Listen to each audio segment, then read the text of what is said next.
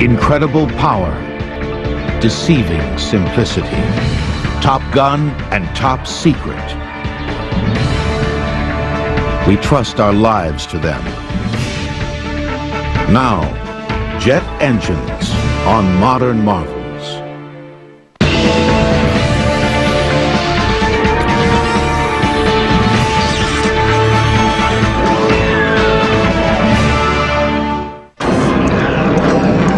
The SR-71 Blackbird, in the opinion of many, the greatest airplane ever made. Its two huge jet engines have the power of 45 diesel locomotives. It can fly from Los Angeles to New York in under an hour, at speeds faster than a bullet. The Blackbird, designed in the early 60s, is the crowning glory of one of the greatest eras of technological change in the history of mankind. The Jet Age. The term was synonymous with scientific and social progress in the 50s and early 60s.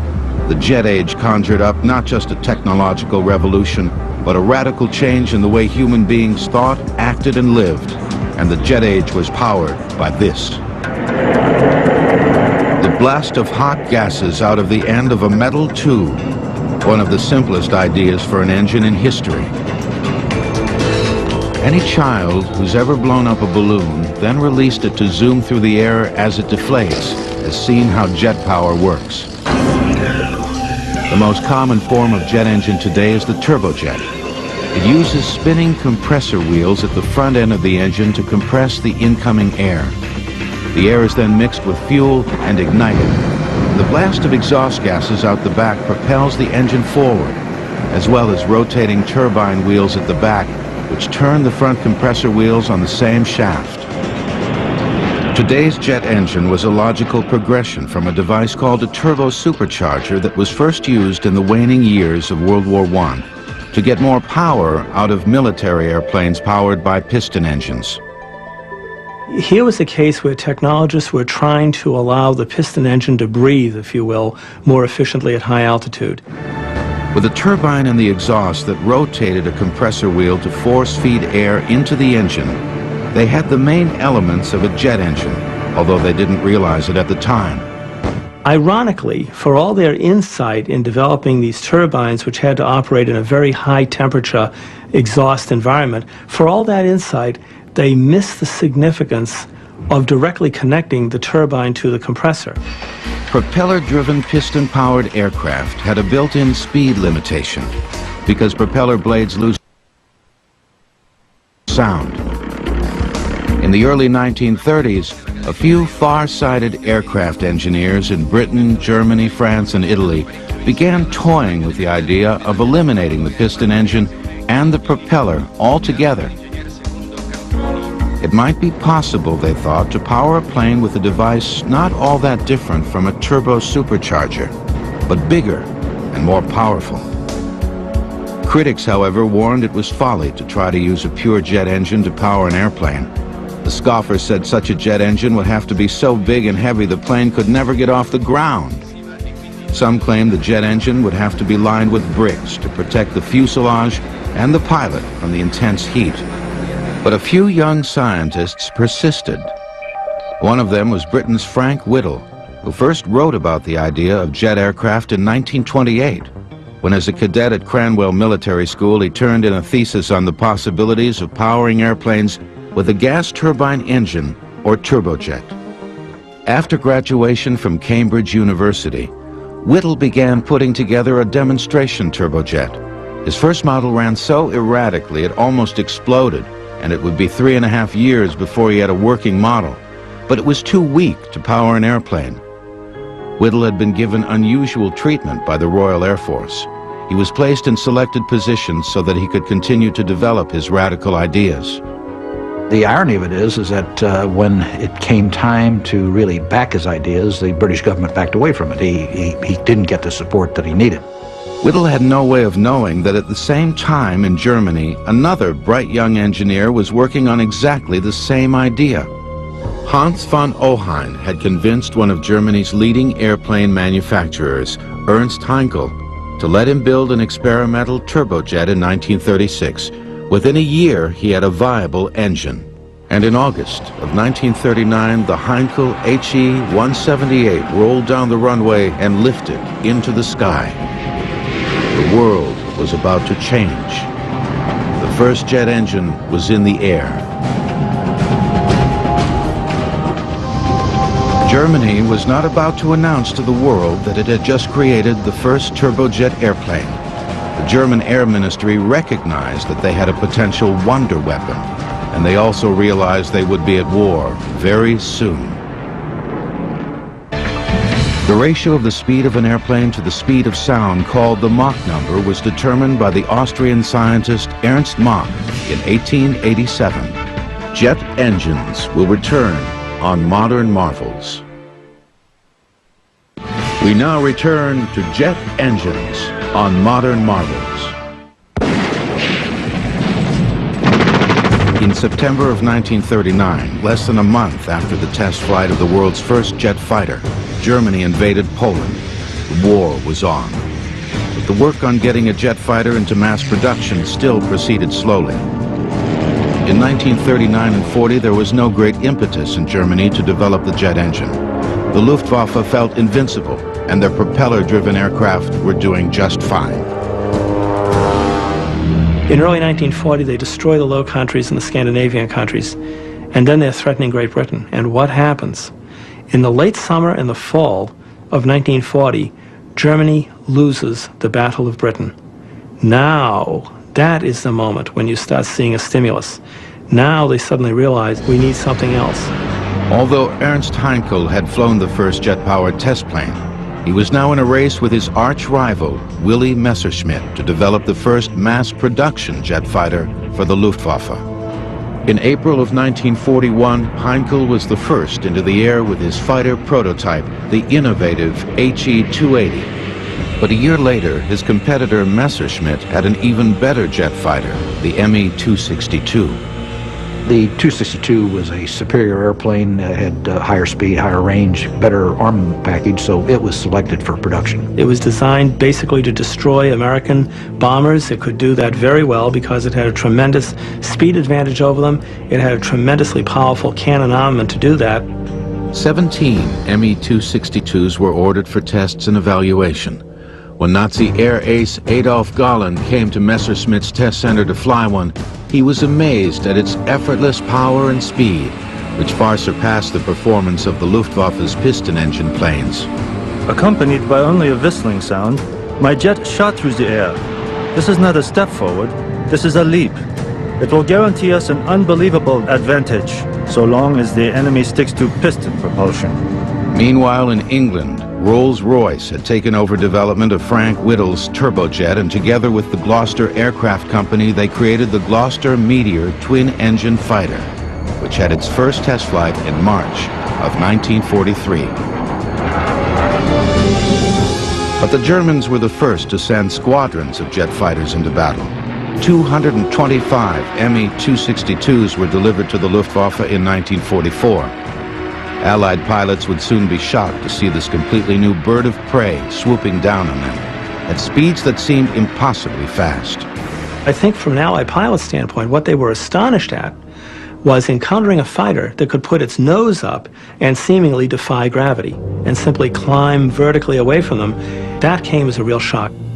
U.S. fighter pilot Bob Hoover, shot down over the Mediterranean in 1944, saw his first jet from a German prison camp. I thought, my goodness, we've lost the war, because it was going so fast. I couldn't believe that there was anything like that in existence. And I thought, boy, I might be in this place forever. In one of the largest aerial armadas in history in March of 1945, the Allies sent 1,200 Flying Fortress bombers to attack Berlin, escorted by more than 600 piston-engine fighters. The Germans scrambled 37 Me-262 jet fighters to intercept them, and the lightning-fast jets, although outnumbered nearly 50 to 1, managed to down 8 Allied bombers and 1 fighter. But the Me-262 came too late to make a difference in the war's outcome. From 1944 onwards, as the war worsened for the Nazis, German jet design began to show signs of desperation. Some of these fighter concepts were utterly bizarre, and so you started seeing weird little fighters like the Heinkel 162, the so-called Volksjäger, built out of plywood with a jet engine on the back of the airplane behind the pilot, or the Messerschmitt 163 Comet, which was a rocket-propelled fighter that used two hypergolic fuels. In other words, when the fuels were mixed, they would spontaneously combust. That was actually far more dangerous to its pilots than it ever was to the Allies. You had piloted surface-to-air missiles, the Barkham Natter. You had piloted air-to-surface guided bombs. Many of these would have required years. Some of their projects would have required decades to develop. The price of these ineffective projects was fewer effective planes like the Me-262 and the Arado 234, the world's first jet bomber. Meanwhile, the British, led by Frank Whittle, had their first jet fighter ready to go in late 1944. Called the Gloster Meteor, it helped intercept German V-1 buzz bombs, which were powered by a pulse jet, a jet engine that took intermittent gulps of air, producing the strange sound that gave the buzz bomb its name. The British Gloster Meteor and the German Me-262 never met in battle. The war was over before either of them could have any impact on the outcome. The U.S., lagging far behind, would not have an operational jet fighter until after the war was over. During the war, U.S. military authorities initially had no idea how far behind they were. Aircraft engine manufacturers in the United States had shown little interest in developing jet engines. They were making millions selling piston engines to the military. They also had very little incentive to take great, bold leaps, if you will, because of the funding that was provided by the military. The military didn't provide funding for experimental research. If they wanted to do research, they more or less had to get that money from amortizing the profits on production programs. General Hap Arnold of the U.S. Army Air Corps arranged for the importation of Frank Whittle's jet engine technology from Britain to the United States. The General Electric Company in Lynn, Massachusetts, under conditions of great secrecy rivaling the Manhattan Project, began developing an American version of the Whittle jet. The GE engine, based in an American testbed airplane called the P-59 Aerocomet, powered the very first American jet airplane. Secret testing of the P-59 began in 1942 at Muroc Dry Lake, California, now known as Edwards Air Force Base, which was used as a training base for young pilots learning to fly piston engine fighters. To disguise the P-59, a fake wooden propeller was placed on its nose when it was moved across the base. Pilots on the south end of the lake were not really quite certain what was going on, but every now and then some would return to base with stories of an absolutely incredible encounter. They would be flying along and all of a sudden an airplane would fly alongside with no propeller on it whatsoever. They were probably even a little more disturbed when they peered up into the cockpit and saw what appeared to be a gorilla wearing a derby hat and waving a stogie at them. Well, that gorilla wearing the derby and smoking the stogie was Bell's chief test pilot, Jack Willems.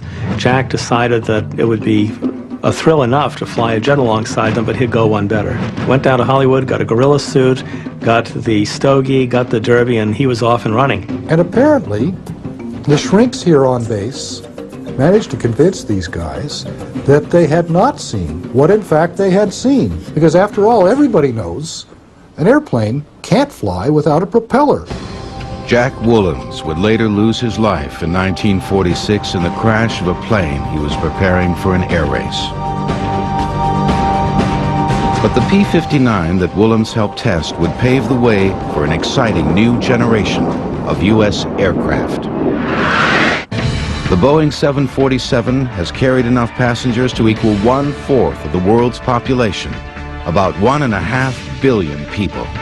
Jet engines will return on Modern Marvels. We now return to jet engines on Modern Marvels.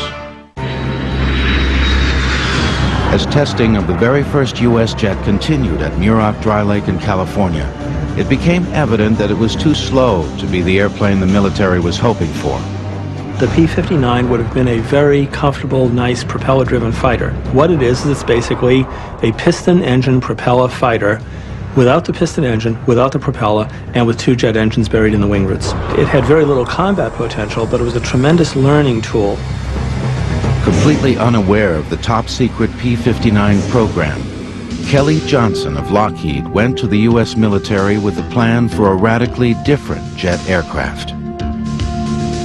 Willis Hawkins was a young airplane designer working for Kelly Johnson at the time. Finally, a senior colonel asked him to come into his office, and he said, first thing, you got to shut up about that airplane of yours. Secondly, we've got a twin-engined airplane that's flying today, jet engine, and it's no damn good. He said, if we give you a specification for an engine that's already running, will you go home and make us a proposal? 2 weeks later, Kelly Johnson submitted his unique proposal. And 3 weeks later, he had a contract to build America's first operational jet fighter, the P-80. It was the beginning of Lockheed's top-secret Skunk Works division, the advanced aircraft unit that would go on to build many legendary airplanes, including most recently, the Stealth Fighter. He was given a contract to conduct at Lockheed virtually an experiment in not only in the aircraft but in production. He demanded and received authority to have a sequestered workplace, to have no government interference, to be able to do a minimum of paperwork. Starting with the P-80 program, one of Kelly Johnson's rules at the Skunk Works was never to separate the engineering department from the manufacturing department.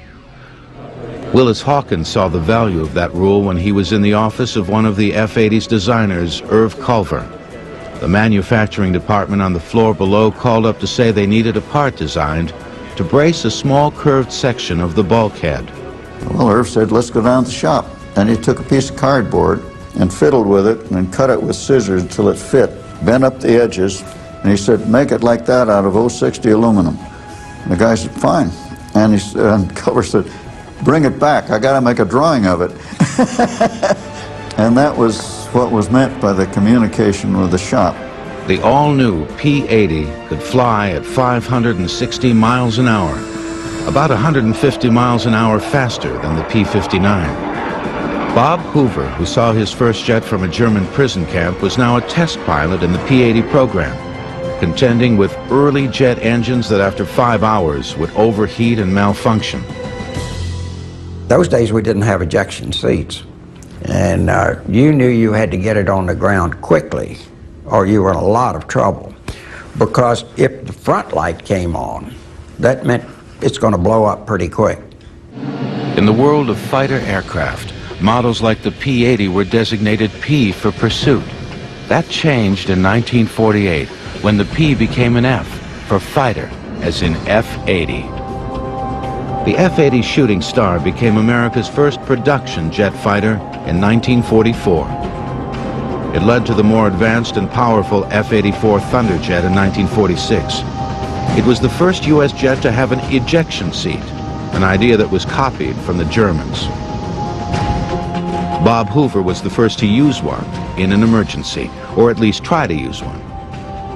It happened when the jet engine on his test plane suddenly malfunctioned. It's very abrupt when one of the jet engines freezes. That whole airplane lurches like that. And now it's just pitching over and I'm completely out of control. And so I thought, well, here we go with this seat. And so I reached down and pulled the handle and nothing happened. Then I opened the canopy and was sucked right out. And the reason for the ejection seat is to get you over the tail to avoid killing the pilot by hitting the tail. I went right into the tail and broke both legs right through the knees and landed way up in the Antelope Valley there. Near death from shock and exposure. Hoover was eventually picked up by a farmer who saw his parachute in the sky and searched for the downed pilot for hours. The move into a jet fighter was a very pleasant experience. Marty Knudsen logged more than 1,000 hours as an F-80 pilot in Korea after first flying a piston engine fighter. Suddenly you didn't have to worry about having the right RPM for the power you were pulling and the mixtures. There was none of those controls. You had a go handle. It was either off or fast. But American jet pilots soon faced a formidable opponent in Korea. In November of 1950, an airplane appeared which absolutely shocked us, the MiG-15. It was a Russian-built airplane powered by a derivative of the Rolls-Royce engine, which England, either through stupidity or somebody's treasonous effort, had sold to the Soviet Union at a time when it was very, very foolish to have done so. It gave the Soviet Union engine industry a massive injection of technology. Immediately, the whole stakes in the air superiority battle changed. The F-80 was not really suitable to duke it out with the MiG-15. It simply had too many performance problems relative to the higher performance MiG. The North American F-86 Saberjet, which arrived later in the Korean conflict, came close to matching the Soviet MiG-15 in performance. Aircraft designers were playing catch-up with the dramatically higher speed capabilities of jet engines. The F-86 was the first U.S. jet to have its wings swept back at an angle, like the MiG-15s, which created better handling at high speeds. The F-86 wasn't quite as fast as the MiG-15, but flown by the better-trained U.S. pilots, the F-86s were just enough to redress the balance in Korea. In the early days, jet development and rocket development were closely related, and both were used to power experimental airplanes. The main difference between the two is that the jet engine uses oxygen in the air for its combustion, while the rocket carries oxygen on board for its combustion. That makes the rocket engine heavier, but allows it to operate outside the Earth's atmosphere. People made very little distinction between them. Both were referred to as jet propulsion. The Jet Propulsion Laboratory, for example, when it was set up, was a laboratory to investigate largely rockets. There was this feeding process back and forth between the two. In October of 1947 at Edwards Air Force Base, Chuck Yeager in the rocket-powered X-1 did something many had predicted would never be done. He flew an airplane faster than the speed of sound. His chase pilot on the historic flight was his good friend Bob Hoover. Oh, it was considered absolutely impossible. There was a wall of resistance that no one could penetrate. With Yeager at the controls flying at nearly 700 miles an hour at 23,000 feet, the rocket-propelled Bell X-1 became the world's first supersonic airplane. But jet engines soon proved they were just as capable as rockets of breaking the sound barrier. In 1953, the North American YF-100 became the first jet fighter to break the sound barrier in level flight. It was powered by the highly successful and versatile J-57 jet engine made by Pratt & Whitney, which had become the second U.S. manufacturer of jet engines along with General Electric.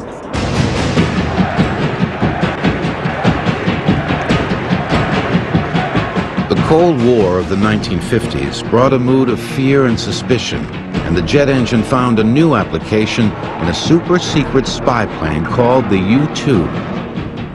It all started when the CIA came to Kelly Johnson at the Skunk Works with an idea. All the CIA said to Kelly was, we want something that goes a long way and gets very high, and we want pictures of you-know-who. Marty Knudsen was one of the first 6 Air Force pilots recruited by the CIA to fly the mystery aircraft. We were asked if we'd be interested in flying on a very dangerous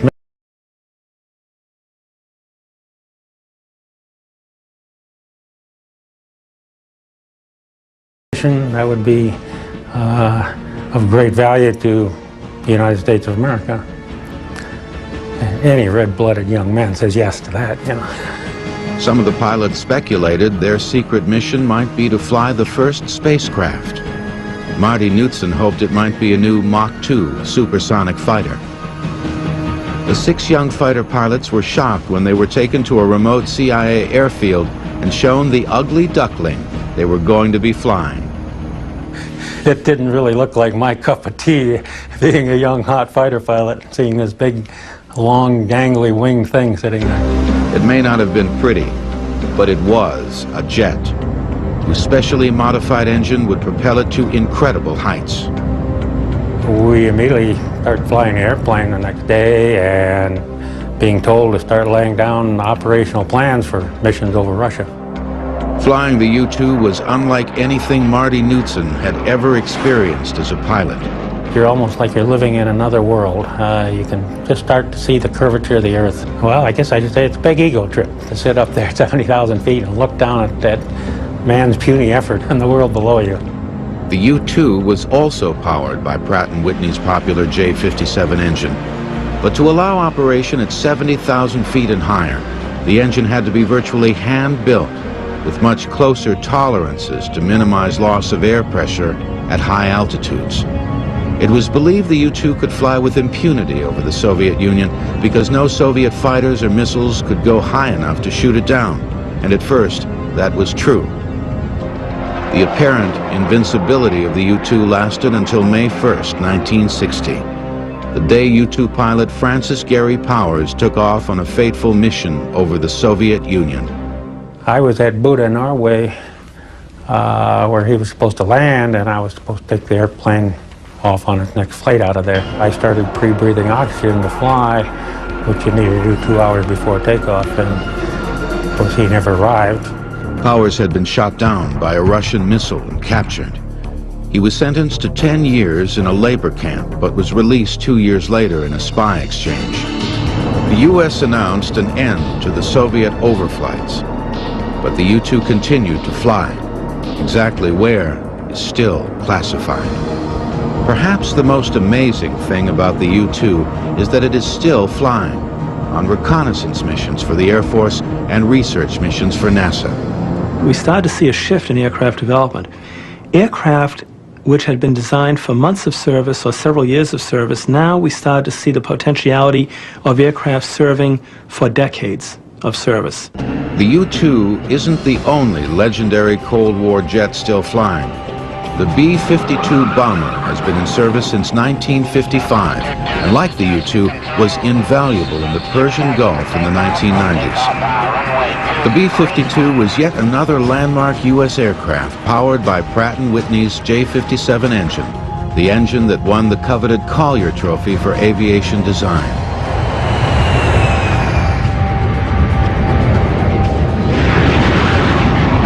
The B-52 had 8 J57 engines hanging in double pods below its huge drooping wings.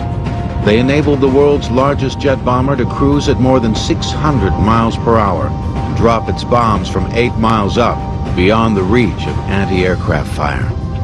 Walter Boyne flew B-52s as an Air Force pilot in Vietnam. When you have complete air superiority, you could send over a dump truck and drop bombs from it, and essentially that's what the B-52 does. But no one of it would ever anticipated that the airplane would have been flying in 1999 or as it probably will be in 2019.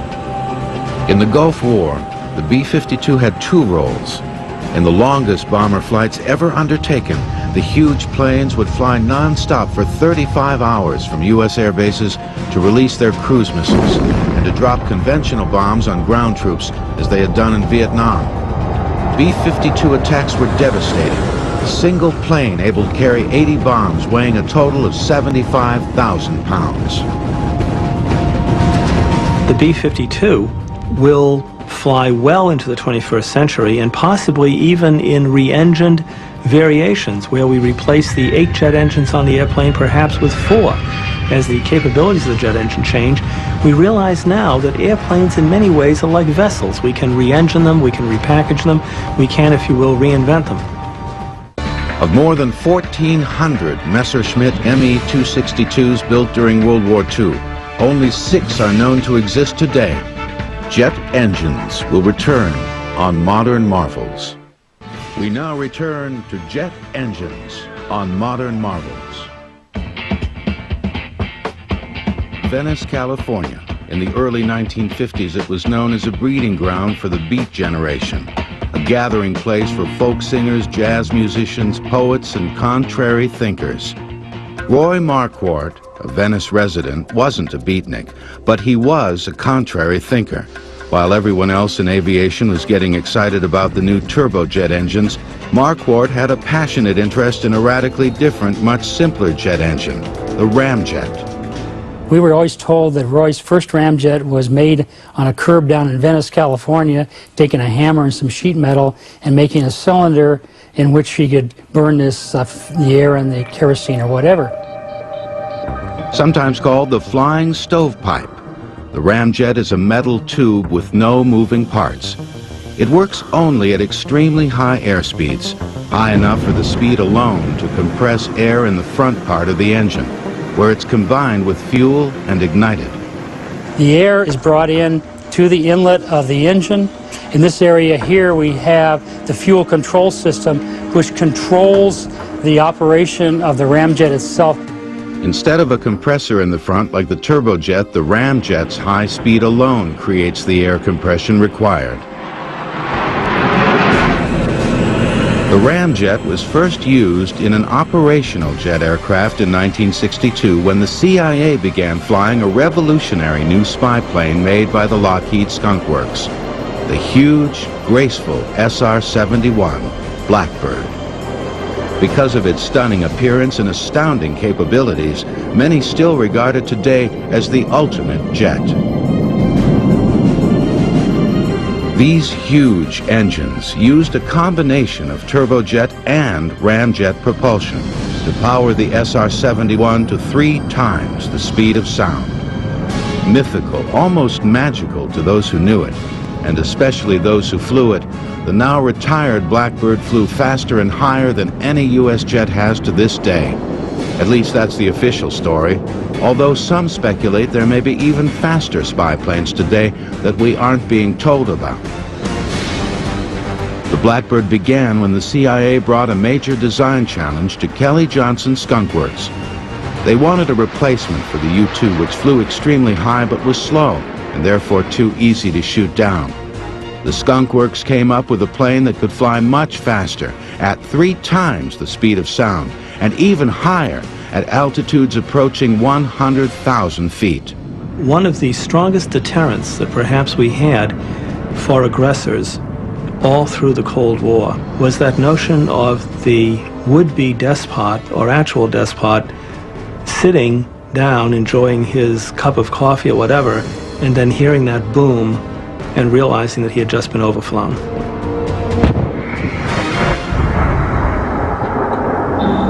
In the early 1950s, it was a commonly held view that while jet propulsion might make sense for military planes, the jet was impractical for use on passenger aircraft.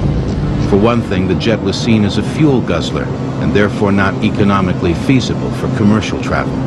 But that overlooked the fact that the fuel it guzzled was cheap kerosene, not the highly refined, expensive aviation fuel that piston aircraft were using. And there was another economy the airlines were unaware of. Because the jet engine had virtually no vibration compared to a piston engine, there was much less wear and tear on the engine and the aircraft, and the time between overhauls, or TBO, could be increased dramatically.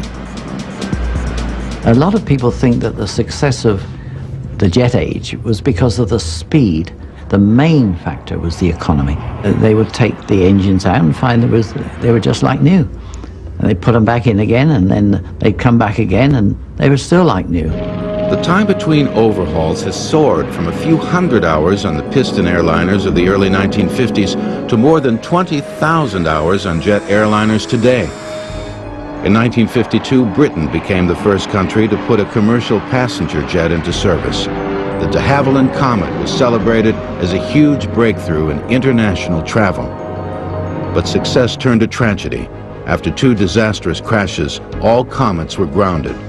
The problem turned out to be cracks in the fuselage due to metal fatigue, which caused the pressurized cabin to eventually explode. The first passenger jet in the United States, the Boeing 707, went into service in 1958. Its design was influenced by Boeing's B-52 bomber, and it used the same engines suspended from the wing in pods as on the B-52. 707 was a huge improvement over any passenger plane that had ever flown. You can say that the jet age really began when Pan American put the 707 into service, because that was the sustained service. The world never looked back after that. From the 1950s onwards, commercial aviation stopped being the province of an elite. It stopped being the stuff of rolling as people did, red carpets out to an airplane as passengers boarded. It now became a mass means of communication and travel. In 1958, more people flew across the North Atlantic than sailed across it that year.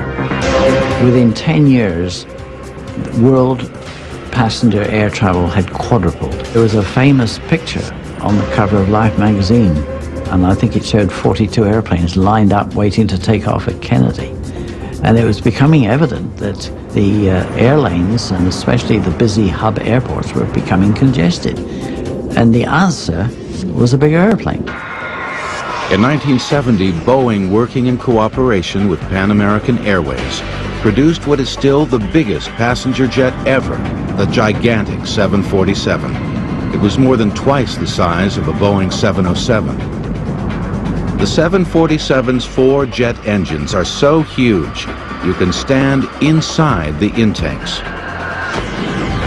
Today's 747 is very different from the one that came out in 1970.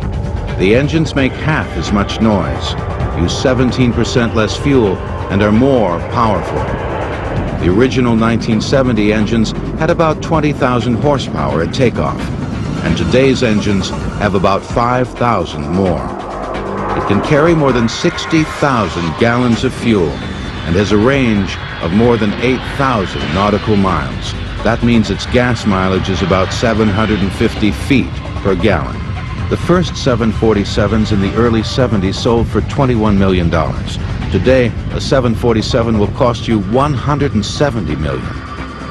And you can order your choice of engines from either General Electric, Pratt & Whitney, or Rolls-Royce. It's been the flagship of the world's airlines now for almost 30 years. So it's time for another one. The next big development in air passenger travel will be just that, big. Airbus is developing what some are calling the Super Jumbo, a double-deck plane half as big again as a Boeing 747 and capable of carrying 600 or 700 people halfway around the world. New generation passenger jet engines being produced by GE for the Boeing 777 are the most powerful ever, reaching about 40,000 horsepower at takeoff. Nearly 30 years after Chuck Yeager broke the sound barrier, the Concorde carried the first supersonic passengers in 1976. The Concorde's 4 engines, developing about 16,000 horsepower each at takeoff, propel it to twice the speed of sound. The plane's development was paid for by the French and British governments, which helped eliminate a competing American design. Eventually, the Concorde planes were given free of charge to the respective national airlines in Britain and France. It has never been a profit-making aircraft, partly because its loud sonic boom prohibits travel over populated areas. I call it a technical miracle, which it is, but it's an economic disaster. Because of the sonic boom problem, many airline experts are pessimistic about the expansion of supersonic passenger travel. But $10,000 is a drop in the bucket where military air superiority is concerned, and that's where supersonic aircraft will continue to push the envelope. The first jet versus jet combat occurred in November of 1950 between an American F-80 and a Soviet MiG-15 over Korea. Modern marvels will return. In recent years, the jet's more glamorous cousin, the rocket engine, has been getting all the attention. But now the jet engine is hot again. Jets combined with rockets are on the cutting edge of NASA's newest technology to take us into space. NASA believes the revolutionary new scramjet could put payloads into orbit much cheaper than the rocket-powered space shuttle. But a jet engine needs air to work, so rockets which don't need air would take over beyond the Earth's atmosphere. The scramjet is a supersonic version of the simplest type of jet engine there is, the ramjet. Ramjet reaches a certain altitude, it becomes less efficient, and the scramjets, the supersonic combustion ramjets, become more efficient at the higher altitudes and the high Mach numbers. We're talking about Mach numbers between Mach 8 and Mach 20. This is probably the only way in the future that we're going to come up with low-cost access to space. Another new cutting-edge development in jet engines is called thrust vectoring. It allows the jet's exhaust to be aimed instantly in any direction, creating great maneuverability. Thrust vectoring technology was pioneered in the X-31 program at the NASA Dryden Research Center in California. The highly maneuverable X-31 staged an amazing demonstration at the Paris Air Show in 1995. The Air Force's new fighter jet, the F-22 Raptor, has thrust vectoring to a limited degree. And beyond the F-22, the next generation Joint Strike Fighter that will be used by the Air Force, the Marines, and the Navy is expected to have even greater thrust vectoring capability. Eventually, some say the jet fighter will be an unmanned air vehicle, or UAV, like those being developed at the Lockheed Skunk Works by Eric Knudsen.